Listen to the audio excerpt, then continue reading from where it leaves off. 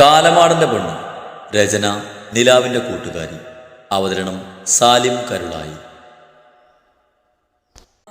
ഓട്ടാവല്ലേ എനിക്ക് പറയാനുള്ളത് എന്നിലും ശീലയിലും മാത്രമാകുന്ന മറ്റാർക്കും അറിയാത്ത എൻ്റെ ജീവിതത്തിൽ കഴിഞ്ഞൊരു അധ്യായത്തെക്കുറിച്ചാണ്. ഒരിക്കലും ഓർക്കാൻ ഇഷ്ടപ്പെടാത്ത മറവിക്ക് വിട്ടുകൊടുക്കാൻ ശ്രമിക്കുന്ന ഒരു കഴിഞ്ഞ കാലം. മനസ്സിലായില്ല? പറയാം, പക്ഷേ എല്ലാം കേട്ട് കഴിഞ്ഞ് എന്നെ വെറുക്കരുത്. അതുമാത്രം എനിക്ക് താങ്ങാനാവില്ല. ശ്രീ പറഞ്ഞത് കേട്ട് ശിവ അവളെ നെറ്റിച്ചുളിച്ച് നോക്കിയതും ശ്രീ ഒന്ന് ശ്വാസം വലിച്ചു വിട്ട് ഭൂതകാല ഓർമ്മകൾ ഒരിക്കൽ കൂടി മനസ്സിലേക്ക് ആവാഹിച്ചു. നിങ്ങളൊന്നും കരുതും പോലെയല്ല എനിക്ക് ശ്രീ പറഞ്ഞു തുടങ്ങിയത് റൂമിന്റെ ഡോറിലാരോ തട്ടി വിളിക്കുന്ന ശബ്ദം കേട്ടതും രണ്ടുപേരുടെ ശ്രദ്ധ അങ്ങോട്ടേക്ക് പാറി വീണു. നീ പറ, അതാ ശ്യാം എന്നെ കാണാനിട്ട് ഇറങ്ങി വന്നതാവും. ശിവ ഡോറിലെ തട്ടൽ വകവെക്കാതെ സ്ത്രീയോട് പറഞ്ഞെങ്കിലും വീണ്ടും ഡോറിലെ തട്ടൽ തുടർന്നതും ശിവ അനിഷ്ടത്തോടെ പോയി വാതിൽ തുറന്നതും മുന്നിൽ കണ്ടതും മാളുവിനെയായിരുന്നു. എന്താ മാളു? അത് പിന്നെ ആൻറ്റി വിളിക്കാൻ പറഞ്ഞു വിട്ടതാ. എല്ലാവരും നിങ്ങളെ ഭക്ഷണം കഴിക്കാൻ വെയിറ്റ് ചെയ്യാം. അപ്പോഴേക്കും മാളുവിന്റെ ശബ്ദം കേട്ട് സ്ത്രീയും അങ്ങോട്ട് എത്തിയിരുന്നു. ആ, നീ പോക്കോ, ഞാൻ വന്നോളാം. ശിവ പറഞ്ഞത് കേട്ട് മാള് തലയാട്ടി താഴേക്ക് പോകുന്ന പോക്കിൽ സ്ത്രീയെ കൂടെ വലിച്ചു കൊണ്ടുപോകാനും മറന്നില്ല. എല്ലാവരും ഭക്ഷണം കഴിച്ചു പോയിട്ടും ആരെയും ശ്രദ്ധിക്കാതെ മിത്തുവുമായി കളി പറഞ്ഞിരുന്ന് ഭക്ഷണം കഴിക്കുന്ന സ്ത്രീയെ സുദർശൻ സംശയത്തോടെ നോക്കിയിരുന്നു. എന്താങ്ങളെ ഇങ്ങനെ നോക്കുന്നേ? അയാളുടെ നോട്ടം കണ്ടും സ്ത്രീ ചെറു ചിരിയോടെ പുരികം പോക്കി ചോദിച്ചു. ഏയ് ഒന്നുമില്ല, മോൾ എവിടെയോ മുമ്പ് കണ്ട പരിചയം പോലൊരു തോന്നൽ. പക്ഷെ എവിടെയാണെന്ന് കൃത്യമായിട്ട് ഓർമ്മ കിട്ടുന്നില്ല. സേറ്റയിലിരുന്ന ആലോചനയോട് അദ്ദേഹം പറഞ്ഞു. സ്ത്രീ ചിരിച്ചു. അങ്കിൾ എന്നെ എവിടുന്ന് കാണാനാണ്? ഞാൻ അങ്കിളിൻ്റെ ഇതിന് മുമ്പും കണ്ടിട്ടില്ല. എല്ലാം തോന്നലാവും. ഒരാളെ പോലെ കുറേ പേരുണ്ടാകുന്നല്ലേ? ആയിരിക്കും, പക്ഷെ ഇത് വെറും തോന്നലായിട്ട് എനിക്ക് തോന്നുന്നില്ല. എവിടെയോ കണ്ടു മറന്നൊരു ഫീൽ.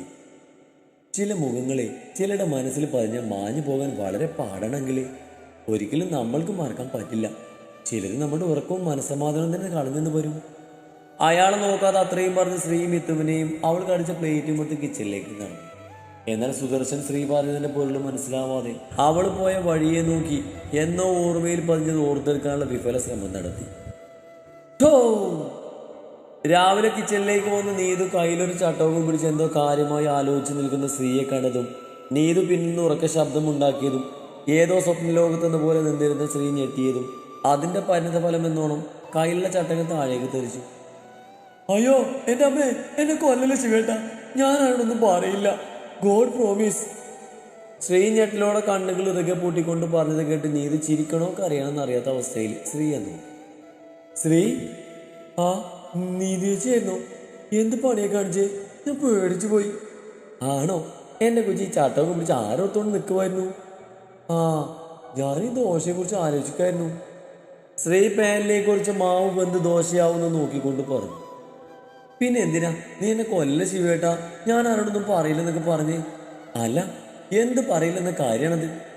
ഓ എന്നെ നീ ദിവസേ, അതൊന്നുമില്ല, ഞാനെന്തോ വെളിവില്ലാതെ വിളിച്ചു പറഞ്ഞതാ. ശ്രീ പതിയെ തടിതപ്പാൻ നോക്കിക്കൊണ്ട് പറഞ്ഞു.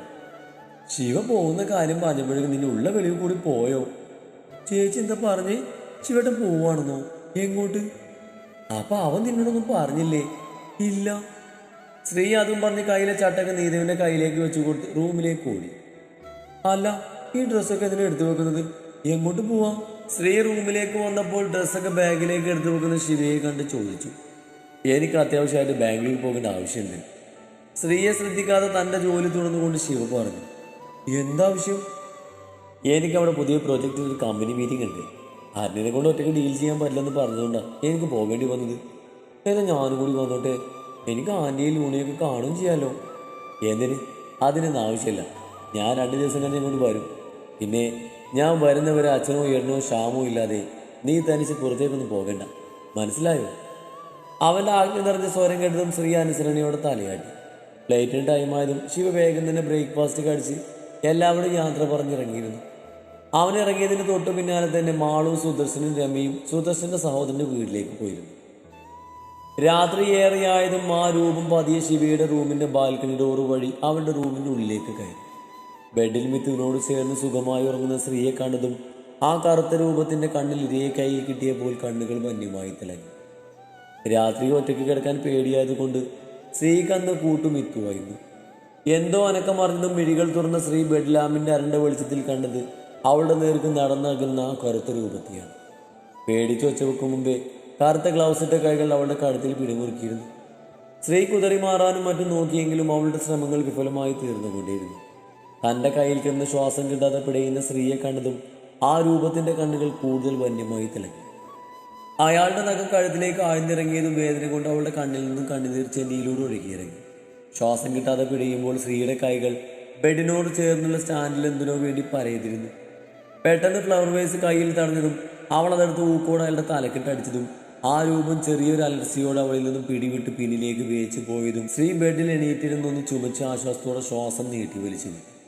പിന്നിലേക്ക് വേച്ചു പോയ രൂപം പകയോടെ വീണ്ടും തിളങ്ങുന്ന ക്രൂരമായ മിഴികൾ അവളിലേക്ക് ഊന്നി അവൾക്ക് നേരെ വന്നെങ്കിലും സ്ത്രീ പതിയെ പില്ലോയുടെ അരിൽ ആരും കാണാതെ സൂക്ഷിച്ചു വെച്ച സർജിക്കൽ ബ്ലേഡ് എടുത്ത് കയ്യിൽ മുറുകെ പിടിച്ചു. ആ രൂപം അടുത്തെത്തിയത് സ്ത്രീ ധൈര്യം സംഭരിച്ച് ബെഡിൽ നിന്നും എണീറ്റ് നിന്ന് അയാൾ അടുത്തെത്തിയതും നിമിഷ നേരം കൊണ്ട് തന്നെ സ്ത്രീ ആ ബ്ലേഡ് കൊണ്ട് അയാളുടെ കൈത്തണ്ടയിൽ വരഞ്ഞിരുന്നു. ആരാ നിങ്ങൾ? നിന്റെ കാലൻ. നിന്നെ ഈ കൈകൾ കൊണ്ട് ഇല്ലാതാക്കാൻ ശ്രമിക്കാൻ തുടങ്ങിയിട്ട് കുറെയായി. ഇന്ന് ഞാൻ ജയിക്കും. വേദന കൊണ്ട് ആ രൂപം മുറിഞ്ഞ് രക്തം ചീറ്റുന്ന കൈകളിൽ അമർത്തി പിടിച്ച് കത്തുന്ന മെഴുകിലോടെ സ്ത്രീയെ നോക്കി ഭ്രാന്തമായ ആവേശത്തോടെ പറഞ്ഞതും ഉള്ളിലെ പേടിയെ മറച്ചു വെച്ച് സ്ത്രീ വേഗം അയാളുടെ മുഖത്തുള്ള ഗ്ലൗസ് വലിച്ചൂരിയതും ഒട്ടും പ്രതീക്ഷിക്കാത്ത ആ നീക്കമായതുകൊണ്ട് ആ രൂപം ഒന്നും നെടുങ്ങിപ്പോയിരുന്നു. പെട്ടെന്ന് തന്നെ സ്ത്രീയെ ബെഡിലേക്ക് തള്ളിയിട്ട് ആ രൂപം തിരിഞ്ഞ് ബാൽക്കണി ഡോർ വഴി ചാടിയിറങ്ങി ഓടിപ്പോയിരുന്നു. പെട്ടെന്നുള്ള നീക്കത്തിൽ ബെഡിലേക്ക് വീണ സ്ത്രീയുടെ തല ഹെഡ് ബോർഡിൽ അടിച്ചെങ്കിലും ആ വേദനയൊന്നും കാര്യമാക്കാതെ സ്ത്രീ വേഗം പോയി ബാൽക്കണി ഡോർ അടിച്ചു. അവൾക്ക് നേരിയ ആശ്വാസം തോന്നിയെങ്കിലും ശരീരത്തിനാകമാനം വിറയിൽ കീഴ്പ്പെടുത്തിയിരുന്നു. പതിയെ വിറക്കുന്ന കാലുകളുമായി അവൾ വേച്ച് വലിച്ച് ബെഡിനരികിലേക്ക് വന്നിരുന്ന് ജഗിൽ നിന്നും വെള്ളമെടുത്ത് കുടിച്ച് കിതപ്പടക്കി. ഇത്രയ്ക്ക് അവിടെ നടന്നിട്ടും ഒന്നും അറിയാതെ ബെഡിൽ ചുരുണ്ടുകൂടി കിടന്ന് സുഖമായി ഉറങ്ങുന്ന മിത്തുവിനെ നോക്കി സ്ത്രീ അവളോട് ചേർന്ന് കിടന്നു. അതുപോലെ ചിന്തകളും ഭാരവും പേറാതെ സുഖമായ നിദ്രയെ പുൽകാൻ അവളും മനസ്സിൽ കൊതിച്ചിരുന്നു. മിഴികളടച്ചാൽ ആ രൂപം മനസ്സിൽ മിഴിവോടെ തെളിഞ്ഞു വരാൻ തുടങ്ങിയതും സ്ത്രീ തെല്ലൊരു പേടിയോടെ ഉറങ്ങാതെ മിത്തുവിനെയും പൊതിഞ്ഞു പിടിച്ചു കിടന്നു. ഉള്ളിലൊരായിരം ചോദ്യങ്ങൾ കുമിഞ്ഞുകൂടി. ചിന്തകൾക്ക് ഭാരമേറിയതും സ്ത്രീക്ക് തല വെട്ടിപ്പൊളിയുന്ന പോലെ വേദന തോന്നിയതും ഷെൽഫിന്റെ ഡ്രോയിൽ നിന്നും എന്നോ ഉണ്ണി തന്നിട്ട് പോയ മെഡിസിൻ എടുത്ത് കുടിച്ചു. പതിയെ ആ മരുന്നിന്റെ എഫക്റ്റിൽ തളർന്നു തുടങ്ങിയ ആ ഉണ്ടക്കണ്ണുകൾ അടഞ്ഞു പോയിരുന്നു. ഗുഡ് മോർണിംഗ് നീതുസേ. രാവിലെ ആരോ തട്ടി വിളിക്കുന്നത് പോലെ തോന്നിയത് കണ്ണുകൾ തുറന്നും മുന്നിൽ നിൽക്കുന്ന നീതുവിനെ കണ്ട് ചിരിയോടെ പറഞ്ഞു. Good morning. നിങ്ങൾക്ക് ഇതുവരെ എണീക്കാനായില്ലേ? എത്ര നേരം ഞാൻ വിളിക്കുന്നു. വേഗം എണീറ്റ് വാ, ടൈം 10 കഴിഞ്ഞു. നീതു ചേച്ചി പറഞ്ഞത് കേട്ട് ടൈം നോക്കിയത് ഞെട്ടിപ്പോയിരുന്നു. ഇത്രയും നേരമൊക്കെ താൻ കിടന്നുറങ്ങി. ശിവ അവിടെ എത്തിയെന്ന് പറഞ്ഞ് വിളിച്ചിരുന്നു. നിന്നെ വിളിച്ചിട്ട് കിട്ടില്ലെന്നും പറഞ്ഞു. ചിണുങ്ങുന്ന മിത്തുവനെ എടുത്ത് തോളിലേക്ക് ഇട്ടുകൊണ്ട് നീതു ശ്രീയോട് പറഞ്ഞു. നീതു പറഞ്ഞത് കേട്ട് എന്തോ ആലോചിച്ചുകൊണ്ട് മൂളി. ശ്രീ, നിനക്കെന്താ വയ്യേ? നിന്റെ മുഖക്ക് എന്താ വല്ലാതിരിക്കുന്നേ? എന്തു പറ്റി? ശ്രീയുടെ വാടിൽ തിളന്ന മുഖം കണ്ട് നീതു ആദിയോട് ആളുടെ അടുത്തേക്കിരുന്ന് നെറ്റിയിൽ തൊട്ട് നോക്കിക്കൊണ്ട് ചോദിച്ചു. ഏയ് ഒന്നുമില്ല നീതുസേ, ചെറിയൊരു തലവേദന ഉണ്ടായിരുന്നു, ഇപ്പം മാറി. നീതുവിന്റെ വയറിലൂടെ ചുറ്റിപ്പിടിച്ച് തോളിലേക്ക് മുഖം വെച്ച് അവളുടെ കഴുത്തിൽ മുഖം പൂഴ്ത്തി കിടക്കുന്ന മിത്തുവിന്റെ കവളിൽ ഉമ്മ വെച്ചുകൊണ്ട് പറഞ്ഞു. ഇതെങ്ങനെ നിന്റെ കഴുത്ത് മുറിഞ്ഞേ? നഖം കൊണ്ട് പോറിക്കിടക്കുന്നത് കണ്ട് അവൾ ചോദിച്ചതും സ്ത്രീയുടെ ഉള്ളിലേക്ക് തലേന്ന് രാത്രി നടന്നതെല്ലാം ഓർമ്മ വന്നതും അവളുടെ വിറയിലേക്ക് കടന്നുപോയി. അത് അറിയാതെ എപ്പോഴോ കഴുത്തിനെന്നെ നഖം കൊണ്ടതാ. സ്ത്രീക്ക് ആരോടൊന്നും പറയാൻ തോന്നിയില്ല. ഒക്കെ തന്നിൽ തന്നെ ഒതുങ്ങി തീരാൻ അവൾ ആഗ്രഹിച്ചു. അറിയാതെ കൊണ്ടല്ലേ ഇങ്ങനെയൊക്കെ മുറിയോ? ഓ, കെട്ടിയോ പോലീസിന്റെ പോലെ കെട്ടിയോളം തുടങ്ങിയോ ഇതുപോലെയുള്ള സംശയങ്ങളുമായിട്ട്? ഓടി വേഗം പോയി ഫ്രഷ് ആയിട്ട് വാ, ഞാൻ ചായ എടുത്തു വെക്കാം. നീതു ഉന്തിത്തള്ളി അവളെ എണീപ്പിച്ച് ബാത്റൂമിലേക്ക് വിട്ടുകൊണ്ട് പറഞ്ഞു. ശ്രീ, ഇത് നീ നിർത്തിയില്ലേ? ഇപ്പോഴും ഇതൊക്കെ? ടേബിളിൽ ചിതറി കിടക്കുന്ന മെഡിസിൻ കണ്ടതും നീതു സംശയത്തോടെ ബാക്കി പറയാതെ ഫ്രഷ് ആവാൻ പോകുന്ന സ്ത്രീയെ നോക്കി സംശയത്തിൽ ചോദിച്ചു. നിർത്തിയതായിരുന്നു, പിന്നെ ഇന്നലെ വീണ്ടും സഹിക്കാൻ പറ്റാതെ വന്നപ്പോൾ എടുത്തതാ. നീതുവിനെ ഒന്ന് നോക്കി ഒരു വിളറിയ ചിരി പാസാക്കി അതും പറഞ്ഞ് മെല്ലെ സ്ത്രീ ബാത്റൂമിലേക്ക് സ്കൂട്ടായി. അന്ന് മുഴുവൻ സ്ത്രീ ഓരോന്നും ആലോചിച്ച് നടന്നു. എല്ലാവരും അവളുടെ മാറ്റം ശ്രദ്ധിക്കാൻ തുടങ്ങിയെങ്കിലും മനസ്സിൽ അനാവശ്യമായ ചിന്തകളെ ആട്ടിയോടിച്ച് നിത്തുവിനും അംബികക്കും ഒപ്പം കിച്ചണിൽ കയറിയും മിത്തുവിനും ഷാമിനൊപ്പം കളി പറഞ്ഞ് തല്ലുകൂടിയും ആ പഴയ സ്ത്രീയിലേക്ക് തന്നെ വേഗത്തിൽ തിരിച്ചു വന്നു. ദിവസങ്ങൾ കൊടിഞ്ഞുപോയി. 2 ദിവസത്തേക്കൊന്നും പറഞ്ഞ് ബാംഗ്ലൂരിലേക്ക് പോയ ശിവ ഒരാഴ്ചയായിട്ട് തിരിച്ചു വന്നിരുന്നില്ല. വീട്ടിലുള്ളവർക്കൊക്കെ വിശേഷം പറയാൻ വിളിക്കുമെങ്കിലും സ്ത്രീക്ക് വിളിച്ചിരുന്നില്ല. അതിന് കാരണം ആദ്യ ദിവസം അവൻ എവിടെ എത്തിയെന്നറിയാൻ വിളിച്ചപ്പോൾ സ്ത്രീയെ കിട്ടാത്തത് തന്നെയായിരുന്നു. എന്നാൽ അതിൽ സ്ത്രീക്ക് പരാതിയോ പരിഭവമോ ഒന്നും തന്നെ ഇല്ലായിരുന്നു. കാരണം പ്രണയത്താൽ നിറഞ്ഞ സുഖമുള്ളൊരു വിരഹത്തിന്റെ അനുഭൂതിയുടെ ഓർമ്മകളിലായിരുന്നു. സീമ ഫോണ്. ഗാർഡനിലെ ഊഞ്ഞാലിരുന്ന് പൂവിനെ നുകരുന്ന പൂമ്പാറ്റയെ നോക്കി നിൽക്കുന്ന സ്ത്രീക്കരികിലേക്ക് തെന്നിത്തെറിച്ച് ഓടി വന്ന് റിങ് ചെയ്യുന്ന ഫോൺ അവളുടെ കയ്യിലേക്ക് വെച്ചു കൊടുത്തുകൊണ്ട് വന്നതിനേക്കാൾ വേഗത്തിൽ ഓടിപ്പോകുന്ന മെത്തുവിനെ നോക്കി ചിരിച്ച് പതിയെ ഓടാൻ പറഞ്ഞ് സ്ക്രീനിലേക്ക് നോക്കാതെ കോൾ അറ്റൻഡ് ചെയ്ത് ചെവിയോട് ചേർത്തു. എവിടെ കിടക്കടി പാന പുന്നാറ മോളെ പാന. ഫോണെടുത്ത് ചെവിയോട് ചേർത്തതും അപ്പുറത്തേന്ന് കേട്ട തെറിയിൽ വെച്ചതിനേക്കാൾ വേഗത്തിൽ അത് ചെവിയിൽ നിന്നും എടുത്തു മാറ്റിയിരുന്നു. ഓഹോ, പുതിയതാണെന്ന് തോന്നും. ഇത്രയ്ക്കും വെറൈറ്റി ആയത് ഫസ്റ്റ് ടൈമാ കേൾക്കുന്നേ. ശ്രീ തലയൊന്നു കുറഞ്ഞ് ആത്മകഥിച്ചുകൊണ്ട് ഫോൺ ചെവിയിലേക്ക് വെച്ചു.